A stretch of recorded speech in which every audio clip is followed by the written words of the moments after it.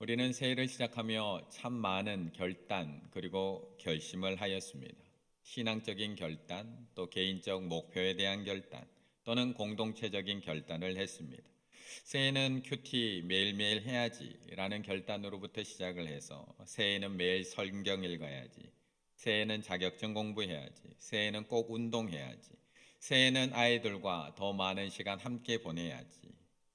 그런데 벌써 2달이 흘렀습니다. 어느새 2월, 우리 성도님들은 새해 결단을 얼마나 이뤄가고 계십니까? 그래도 아직까지는 다시 해볼 만합니다. 12달 중에 아직 10달이나 남아있기 때문에 아직은 그래도 다시 결단하고 시작해 볼 만합니다. 그런데 3월이 되고 5월이 되고 6월이 되고 8월이 되면 점점 결단이 작아지게 됩니다. 그리고 10월, 11월이 되면 내년부터 하지 뭐, 꼭 지금 해야 되는 것도 아니고 내년부터 하자라고 스스로 위로하며 포기하게 됩니다. 그래서 이런 유명한 말이 있습니다. 다이어트는 내일부터. 다이어트는 언제부터요? 내일부터. 오늘은 친구들을 만났으니까 다이어트는 내일부터. 이번 주는 명절이니까 다이어트는 다음 주부터. 오늘은 오랜만에 가족끼리 치킨 먹는 날이니까 다이어트는 내일부터. 오늘은 친구가 아이스크림 쿠폰 보내줬으니까 이건 버릴 수 없잖아. 다이어트는 내일부터. 이렇듯 우리의 결단은 항상 내일로 미뤄집니다.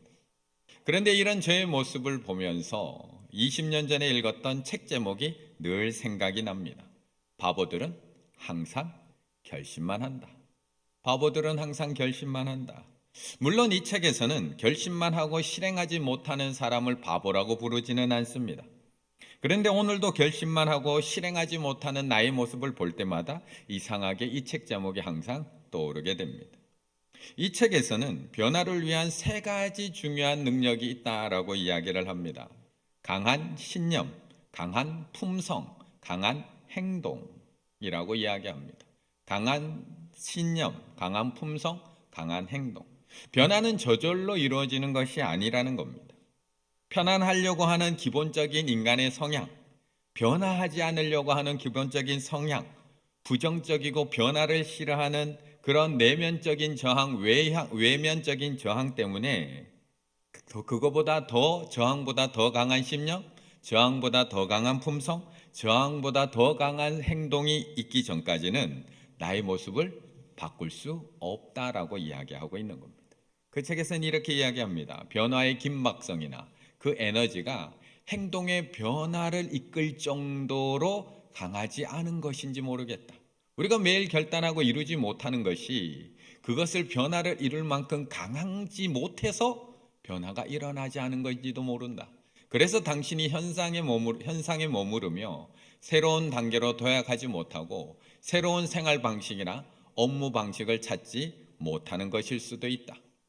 그것은 해수면에서 물을 끓이는데 섭씨 98도까지만, 즉 끓는 온도에 가깝지만 완전히 물을 끓이는 데는 충분하지 못한 에너지 수준에까지만 가열하는 것과 마찬가지다. 이것은 우리가 열심히 강하다고 변화하려고 한다고 하지만 그 강함이 확실한 변화까지는 이어지는 강함이 아닐 수 있다는 겁니다. 더 강한 절박함, 더 강한 긴박감이 없다는 겁니다. 우리 성도님들은 내가 얼마나 변화해야 한다고 생각합니까? 그 절박함이 없다는 겁니다. 얼마나 큰 절박함을 가지고 내가 변화해야 돼, 올해는 이거 꼭 해야 돼라고 결심하고 있습니까? 얼마나 큰 긴박함을 가지고 우리 가정 이대로는 안 돼, 정말 변해야 돼, 우리 교회 이대로는 안 돼, 정말 변해야 돼, 얼마나 큰 긴박감을 가지고 이런 결단을 하십니까? 어쩌면 그 결단과 다짐이 행동의 변화를 이끌어낼 정도의 강함은 아니라는 겁니다. 그런데 오늘 본문은 상당히 강하게 결단을 하고 있습니다. 38절을 한번, 지난주에 읽었던 본문인데요, 38절을 한번 읽어보겠습니다. 우리가 이 모든 일로 말미암아 이제 견고한 언약을 세워 기록하고 우리의 방백들과 레위 사람들과 제사장들이 다 임봉하나이다 하였느니라. 아멘. 지난주에 우리가 살펴보았듯이 이스라엘 백성들은 지나온 자신들의 역사를 돌아봅니다. 그랬더니 정말 어리석게 반복해 왔다는 것을 알게 됩니다. 아브라함 때부터 지금까지 하나님은 계속해서 은혜를 부어주십니다. 그런데 우리는 그 은혜에 감사함으로 하나님과의 약속을 더 잘 지켜나가는 것이 아니라 도리어 교만해지고 목이 굳어져서 도리어 죄악의 길로 반복해서 걸어갔다는 겁니다. 가장 대표적인 사사기의 반복. 사사가 죽고 나면 이스라엘이 범죄 저지르고, 범죄하고 나면 원수들에게 환난당하고, 환난당하고 나면 하나님 앞에 회개하고 부르짖으면 하나님의 사사를 보내서 또 구원해 주시고, 여기서 끝나는 것이 아니라 또 그 사사가 죽고 나면 이스라엘이 또 범죄하고, 그러면 또 원수들에게 환난을 당하고, 환난당하면 하나님 앞에 부르짖고 또 간구하고, 그러면 하나님께서 또 사사를 보내고, 이게 6번이나 반복되는 것이 사사기 역사이며 우리의 역사였다는 겁니다. 그런데 이제는 그런 어리석은 반복 이제 그만하자는 겁니다. 이제는 그런 어리석은 반복하지 않겠다는 겁니다. 지금까지 우리 선조들과 우리들이 그렇게 어리석게 반복하며 살아왔지만 지금부터는 하나님만 섬기고 하나님만 믿으며 하나님만 왕으로 섬기며 살겠습니다 라고 결단하고 있는 겁니다. 그런데 이번에는 단순히 말로만 결단하고 약속하는 것으로 끝나는 것이 아니라 이 민족의 대표들이 백성들 앞에 나가서 언약식을 거행하고 있습니다. 그것이 38절입니다. 우리가 이 모든 일로 말미암아 이제 견고한 언약을 세워 기록하고 우리 방백들과 레위 사람들과 제사장들이 다 임봉하나이다 하였느니라. 견고한 언약 코레팀 아마나 참으로 반드시 신실하게 지키겠습니다. 견고한 언약을 하고 있습니다. 하나님 앞에서 강한 언약을 하고 있는 겁니다. 사람들 앞에서 약속하는 것이 아니라 하나님 앞에서 저 반드시 지키겠습니다. 저 이 약속 반드시 지키겠습니다. 그리고 11장에 들어와서 그 약속한 사람들의 이름을 한 명 한 명 쓴 다음에 봉인을 해서 그 약속한 사람이 누군지를 기록해 놓고 있습니다. 느헤미야로부터 시작해서 제사장들, 레위인들, 백성들의 두령들까지 총 84명. 오늘 11장 앞쪽을 읽어보시면 84명의 이름, 그 서약에 동참한 사람들의 이름을 기록해 놓고 있습니다. 그런데 그들의 약속이 얼마나 강력한 언약, 얼마나 강력한 맹세였는가는 오늘 본문 이어지는 말씀에서 계속 고백되고 있습니다. 29절에서 이렇게 얘기합니다. 다 그들의 형제 귀족을 따라 저주로 맹세하기를. 저주로 맹세하기를. 저주로 맹세했다는 말이 무슨 뜻이냐? 오늘 하나님 앞에서 이 약속, 하나님과 맺은 이 맹세를 지키지 않으면 저주받겠습니다.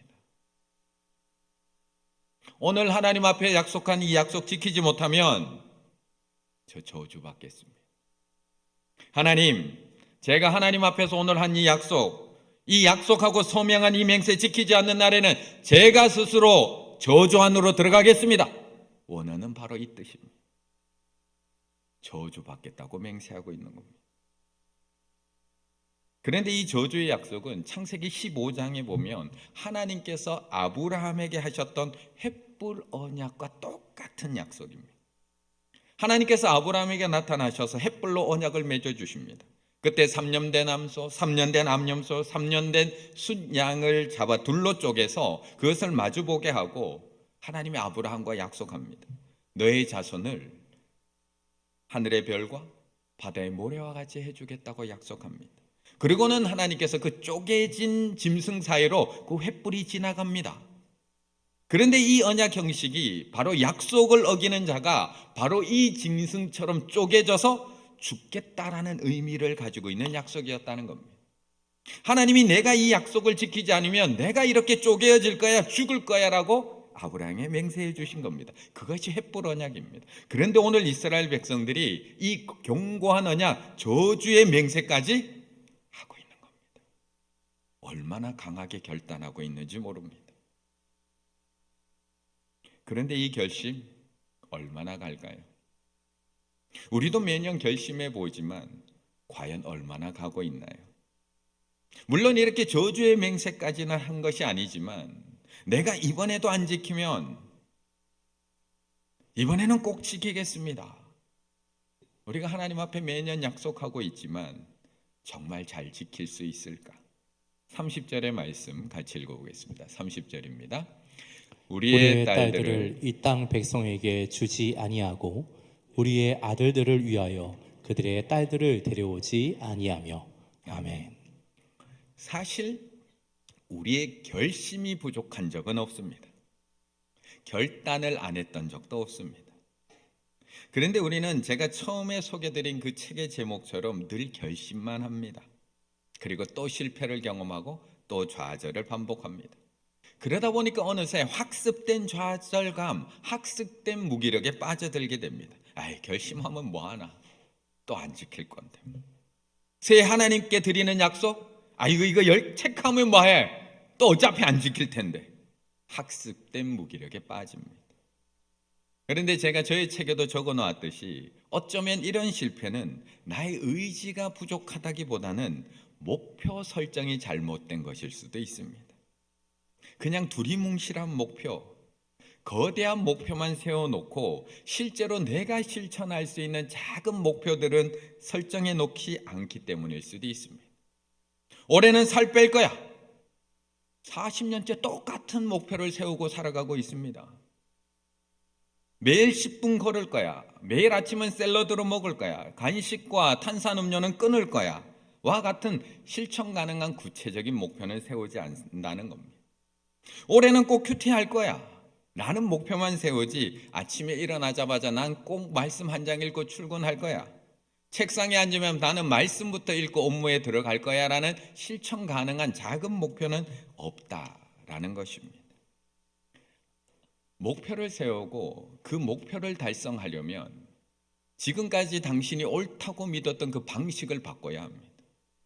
나는 뭐 할 거야, 뭐 할 거야. 즉 넘치는 의지와 열정으로 커다란 목표를 세우고 처음부터 과도한 노력을 하는 것이 아니라 내 현실적 능력을 냉정하게 직시하고, 아, 내가 시간이 요만큼밖에 없구나. 아침에 정말 바빠서 이거 펼 시간이 없구나. 내가 점심때는 이렇게 안 되는구나. 내 현실적 능력을 냉철하게 직시하고 그 능력에 맞는 작은 목표를 세워서 나가는 것이 중요하다는 겁니다. 만약 오늘 이스라엘 백성이 이번에도 구체적인 실천 목표든 하나도 없이 과거하고 똑같이 하나님 앞에서 하나님, 이제부터 하나님 잘 믿겠습니다. 지금부터는 바른 신앙 가지고 살아가겠습니다. 올해는 정말 신앙생활 열심히 하겠습니다 라고만 맹세했다면 이번에도 그리 오래 가지 못합니다. 그런데 오늘 이스라엘 백성들의 결단은 너무나 구체적입니다. 그리고 무리한 결단이 아니라 하나님이 예전부터 명령하셨던 것들, 너무나 기본적인 것임에도 불구하고 지키지 않았던 것들, 그것들을 가지고 하나님 앞에서 맹세하고 있는 겁니다. 이스라엘 백성들이 하나님 앞에 맹세하고 있는 것이 오늘 본문을 가만히 살펴보면 구체적으로 세 가지 약속을 하고 있습니다. 세 가지. 첫 번째 약속, 이방인들과 혼인하지 않겠습니다. 30절 같이 읽어볼까요? 시작. 우리의 딸들을 이 땅 백성에게 주지 아니하고 우리의 아들들을 위하여 그들의 딸들을 데려오지 아니하며. 아멘. 새로운 약속이 아닙니다. 이것은 이미 신명기 7장에서 하나님께서 이스라엘 백성이 가나안에 들어가기 전부터 하나님이 내리신 명령입니다. 하지만 이스라엘 백성이 가나안에 들어갔더니 그곳의 여인들이 너무 예쁜 겁니다. 결국 그곳 여인들과 통혼을 하게 되고 그 일로 저들이 섬기는 신들까지도 섬기는 일이 벌어졌던 겁니다. 이외에도 하나님께서는 출애굽기 34장, 여호수아 23장에서 계속해서 이방 여인들과 혼인하지 말라고 말씀합니다. 그리고 결국 솔로몬 때에 이스라엘이 분열되고 결국 패망의 길로 갈 수밖에 없었던 가장 중요한 요인 중에 하나, 통혼이었던 겁니다. 그래서 오늘 이스라엘 백성들은 가장 먼저 하나님, 이방인들과 결혼하는 것 금하겠습니다. 이 결단부터 하고 있는 겁니다. 이어지는 두 번째 맹세, 결단, 안식일과 안식년을 철저히 지키겠습니다. 31절 같이 읽습니다. 혹시 이 땅 백성이 안식일에 물품이나 온갖 곡물을 가져다가 팔려고 할지라도 우리가 안식일이나 성일에는 그들에게서 사지 않겠고 일곱째 해마다 땅을 쉬게 하고 모든 빛을 탕감하리라 하였고 아멘. 특별한 건가요? 뭐 특별한 건가요? 이미 하나님께서 천지 창조를 하시고 우리에게 정한 날이 안식의 날입니다. 하나님의 창조가 완전하다는 것을 고백하는 날, 이미 하나님께서 우리를 위해서 모든 것을 다 준비해 주셨다는 신앙과 고백이 있는 평안을 누리는 날 안식일. 그런데 이스라엘 백성들은 실수가 없었습니다. 세상 사람들은 안식일에도 저렇게 열심히 장사하고 돈을 버는데 나는 아무것도 안 하고 예배를 드리려고 하는데 너무 큰 부담입니다. 나만 뒤처지는 것 같고, 나만 돈 못 버는 것 같고, 우리 가족만, 우리 집만 앞으로 어려움 겪을 것 같습니다. 경기도 이렇게 어렵다고 하는데. 그래서 하나님이 우리의 주인 되심을 잊은 채 이방 사람들하고 똑같이 안식일에도 열심히 일을 하며 장사를 하는 겁니다. 사고 팔고를 하는 겁니다. 그런데 오늘 이스라엘 백성들은 하나님 앞에 새롭게 맹세하고 있는 겁니다. 이제 안식일뿐만 아니라 안식년도 철저히 지키겠습니다. 하나님께서 이 모든 것의 주인됨을 잊지 않겠습니다. 이걸 또 결단하고 있는 겁니다. 마지막 세 번째 맹세 32절부터 39절까지 조금 깁니다. 그런데 제가 간단하게 정리해 드리면 헌금과 11조를 온전히 드리겠습니다. 헌금과 11조를 온전히 드려서 하나님의 성전을 잘 지켜나가겠습니다라는 약속입니다. 32절 같이 읽습니다. 우리가 또 스스로 규례를 정하기를 해마다 각기 세겔의 3분의 1을 수납하여 하나님의 전을 위하여 쓰게 하되 아멘. 32절부터 39절까지를 나중에 가만히 읽어보시면 성전세에 대한 약속, 성전을 위해서 나무를 제공하겠다는 약속, 첫 열매, 첫 소생은 꼭 드리겠다는 약속, 그리고 11조를 드리겠다는 약속까지 계속 헌금과 11조에 대한 약속을 드리고 있는 겁니다. 하나님에 대한 그 온전한 예배뿐만 아니라 어려운 이웃들, 약한 이웃들을 위한 나눔까지도 하나님께서 명령하신 대로 잘 지켜나가겠습니다. 이방인들과 혼인하지 않겠다는 가정의 약속, 안식일과 안식년을 철저히 지키겠다고 하는 직장의 약속, 성전세로부터 시작해서 11조까지 하나님의 것을 하나님에게 드릴 뿐만 아니라 이웃과도 나누겠다고 하는 성전의 약속. 뭐 특별한 게 있나요? 거창한 약속이 있나요? 지금까지 듣도 보도 못한 특단의 결단과 특단의 결심이 있나요? 기본으로 돌아가겠다는 겁니다. 기본으로 돌아가겠습니다. 하나님이 지금까지 계속해서 말씀해 오신 그 신앙의 기본으로 돌아가겠습니다. 세상의 기준이 아니라 하나님의 말씀의 기준으로 끊어낼 것은 끊어내고 지킬 것을 지키는 신앙의 기본 중의 기본으로 제가 돌아가겠습니다. 단순히 2024년 시작하면서 하나님 올해는 신앙생활 진짜 잘하겠습니다 라는 두리뭉실한 결단이 아니라 하나님 신앙 기본으로 돌아가겠습니다. 세상하고 같이 어울려 지내던 끊겠습니다. 안식일 주일 철저히 지키겠습니다. 헌금 온전히 드리겠습니다. 딱 세 가지, 순종할 내용 딱 세 가지를 맹세하고 있는 겁니다. 그런데 오늘 그 약속의 시작, 순종의 시작이 누구일까요? 순종의 시작, 느헤미야입니다. 신앙생활 제대로 안 하고 있는 저 집사가 이 결단을 하고 있는 것이 아니라 이미 신앙생활 잘하고 있는 나부터 결단을 시작하라고 말씀하고 있는 겁니다. 1절의 말씀 같이 읽습니다. 1절입니다. 그 임봉한 자는 하가랴의 아들 총독 느헤미야와 스드기야. 아멘. 2년 전에 과학기술정보통신부에서 전국에 17개에 있는 시도 1만 가구를 대상으로 스마트폰 의존도가 얼마나 높아졌는지를 1:1 면접으로 조사를 했습니다. 결과가 어떻게 나왔을까요? 결과가 스마트폰 의존도, 국민 4명 중에 1명은 스마트폰에 이미 중독이 되어서 스스로 통제하기 힘든 스마트폰 과의존 위험군에 속해 있다라는 결과가 나왔습니다. 4명 중에 1명. 특히 청소년 중에서는 37%, 3명 중에 1명. 10세 미만 유아에서는 28.4%, 4명 중에 1명이 심각한 수준으로 조사가 되었습니다. 코로나 사태 이후 비대면이 확산되어서 그런 것도 있지만 아이들의 스마트폰 의존 현상은 저희 집부터 시작을 해서 모든 집의 심각한 문제입니다. 그래서 엄마들이 걱정되는 마음으로 아이들에게 사정하듯이 이야기합니다. 너 스마트폰 너무 많이 사용하는 거 아니야? 너 그러다가 중독되는 거 아니야? 사용하는 시간 좀 줄여야 되는 거 아니야? 그럼 아이들이, 저희 집 아들이 이렇게 대답을 합니다. 네, 어머니, 제가 요즘 스마트폰 의존도가 너무 높아진 것 같습니다.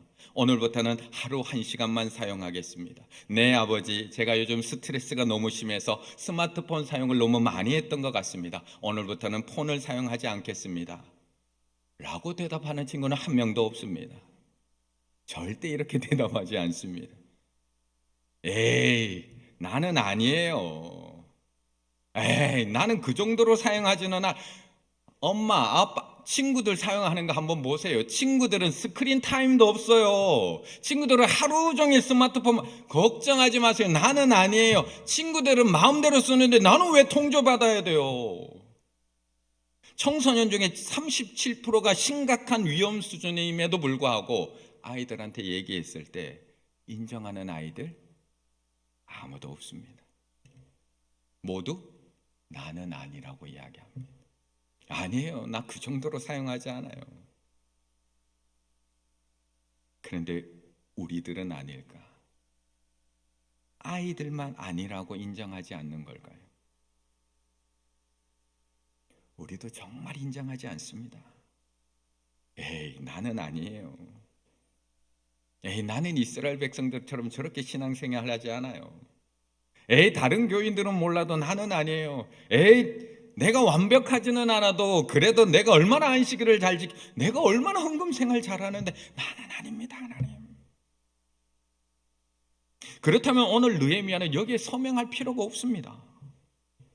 느헤미야는 1절, 그 임봉한 자는 하가라의 아들 총독 느헤미야와 시드기야. 총독 느헤미야와 시드기야. 그냥 평범해 보이는 1절의 이름을 기록해 놓은 것 같지만 2절, 3절, 4절 이름을 기록해 놓은 방식이 조금 다릅니다.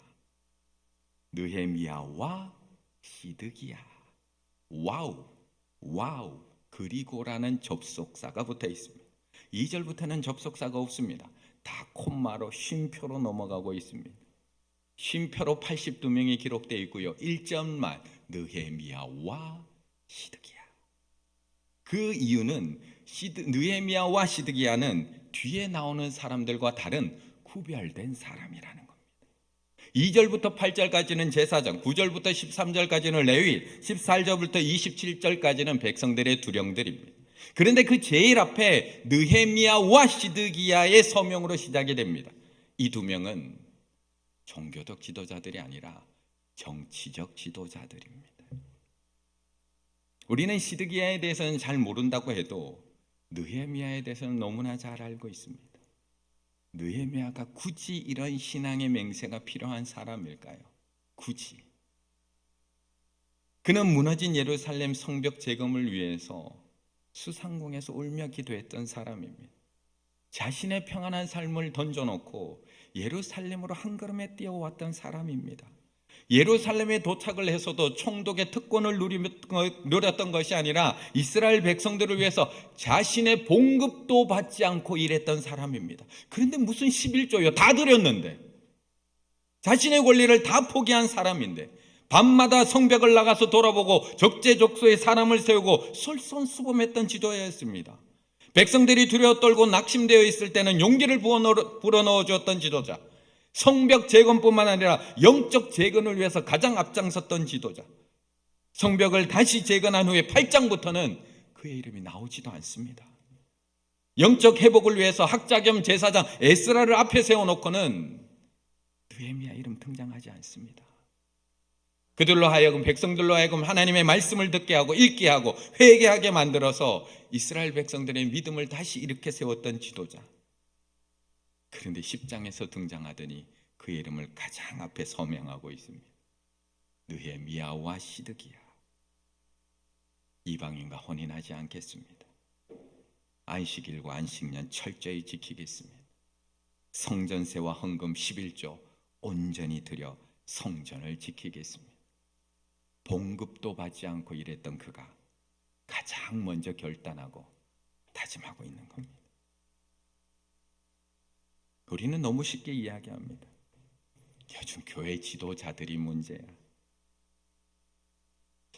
요즘 교회들이 새 속에 물들어서 문제야.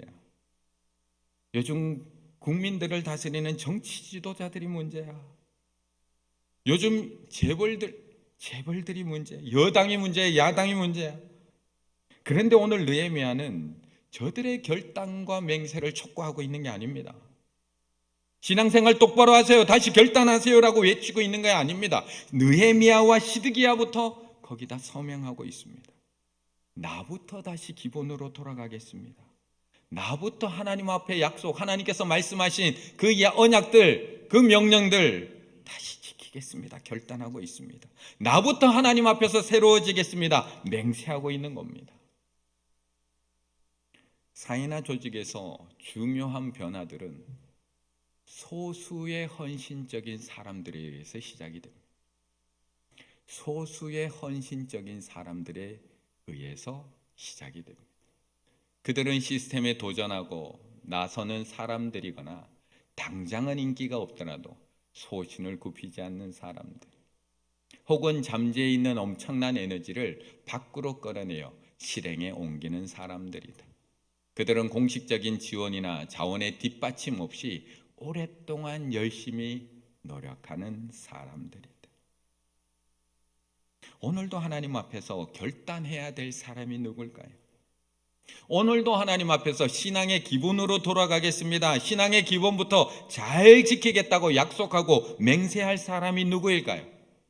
금요일에도 이렇게 나와서 기도하는 분들이 왜 굳이 또 결단을 해야 하는 걸까요? 결단할 필요가 있으실까요? 이렇게 잘하고 계시는데.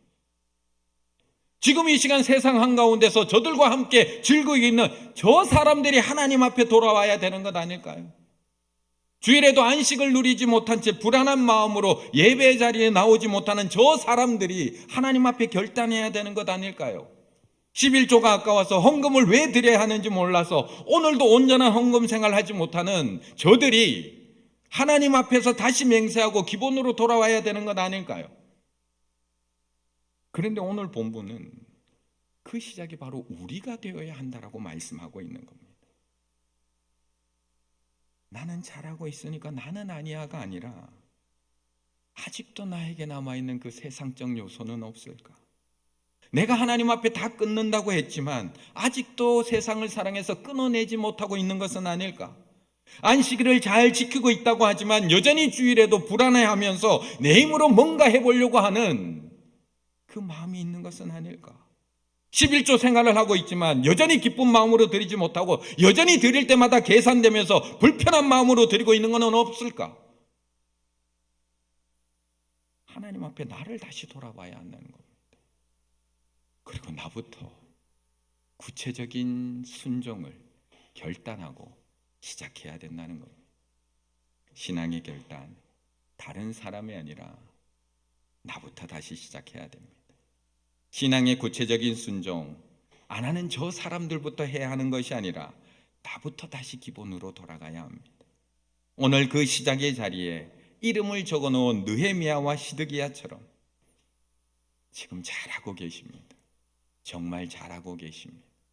하지만 잘하는 것으로 만족하지 마시고 다시 신앙의 기본으로 돌아가셔서 하나님께서 정해놓으신 그 하나님의 말씀을 하나하나 지켜나가실 수 있는 우리 충혈의 가족들 다 되시기를 간절히 바라겠습니다.